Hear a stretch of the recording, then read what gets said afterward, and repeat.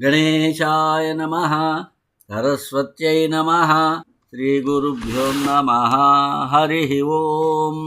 జ్ఞానప్రదీపిక ఛానల్ని వీక్షిస్తున్న యూట్యూబ్ ప్రేక్షకులందరికీ జ్ఞానప్రదీపిక ఛానల్ తరఫున ఆతూరి జ్ఞానేశ్వర శర్మ హృదయపూర్వక నమస్సుమాంజలు. 2024 సంవత్సరం జూన్ 7వ తేదీ శుక్రవారం నుండి 2024 సంవత్సరం జూలై 5వ తారీఖు శుక్రవారం వరకు జ్యేష్ఠ మాసం. చంద్రుడు జ్యేష్ఠ నక్షత్రానికి సమీపంలో ఉన్నప్పుడు ఆ నెల మొత్తాన్ని ఆ నక్షత్రం పేరుతో పిలుస్తారు. కనుక దీన్ని జ్యేష్ఠ మాసము అని అంటారు. ఈ జ్యేష్ఠ మాసంలోని ముఖ్యమైన పర్వదినాలను తెలుసుకుందాం.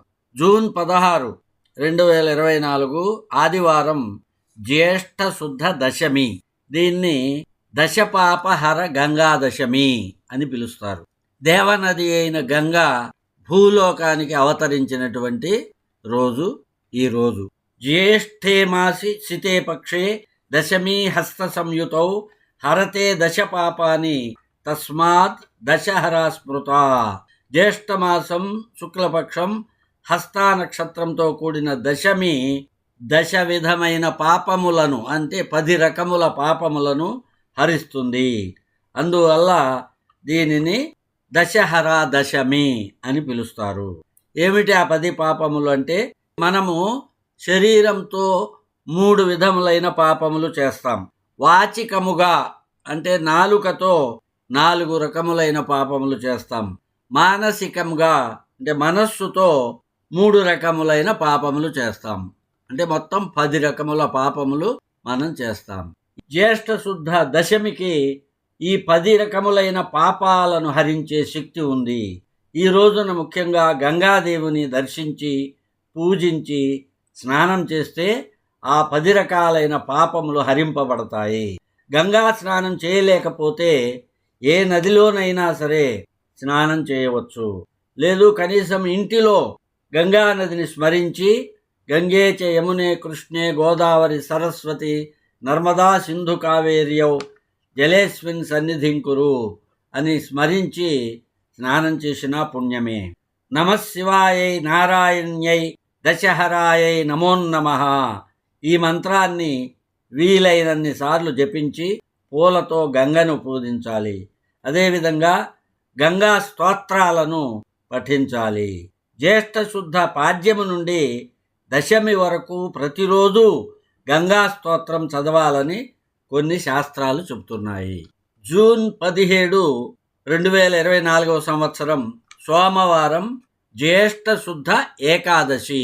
దీనిని నిర్జల ఏకాదశి అని పిలుస్తారు. అంటే ఆ రోజున నిత్య ఆచమనాదులందు తప్ప వేరే విధంగా నీటిని విడిచిపెట్టి, అంటే అసలు నీటిని తాగకుండా ఉపవాసము చేస్తే 12 ఏకాదశులు ఉపవసించినటువంటి ఫలితం లభిస్తుంది. ఈ ఏకాదశినే భీమ ఏకాదశి అని కూడా పిలుస్తారు.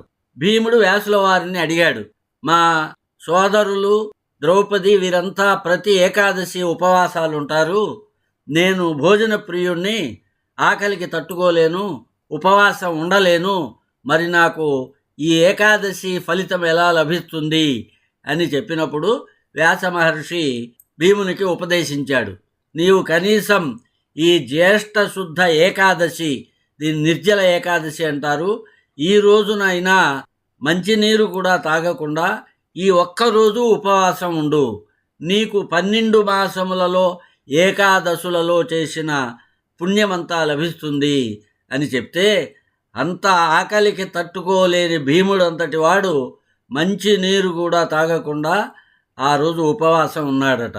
అందుకని ఆ జ్యేష్ఠ శుద్ధ ఏకాదశిని భీమ ఏకాదశి అని కూడా పిలుస్తారు. ఈ రోజున మరొక ముఖ్యమైన పర్వదినం గాయత్రీ జయంతి. గాయత్రీ మాత ఉద్భవించినటువంటి రోజు. జూన్ 18, 2024 సంవత్సరం మంగళవారం జ్యేష్ఠ శుద్ధ ద్వాదశి. ఆదిశంకరుల వారు తన అవతారాన్ని చాలించి కైలాస గమనం చేసినటువంటి రోజు. జూన్ 25, 2024 మంగళవారం, జ్యేష్ఠ బహుళ చవితి, సంకష్టహర చతుర్థి. జూలై 2, 2024 మంగళవారం, బహుళ ఏకాదశి. దీన్నే యోగిని ఏకాదశి అని పిలుస్తారు. జూలై 4, 2024 గురువారం, బహుళ త్రయోదశి, చతుర్దశి కూడా. ఈరోజు మాస శివరాత్రి. జూలై 5, 2024 శుక్రవారం, అమావాస్య. ఇవి జ్యేష్ఠ మాసంలోని ముఖ్యమైన పర్వదినములు.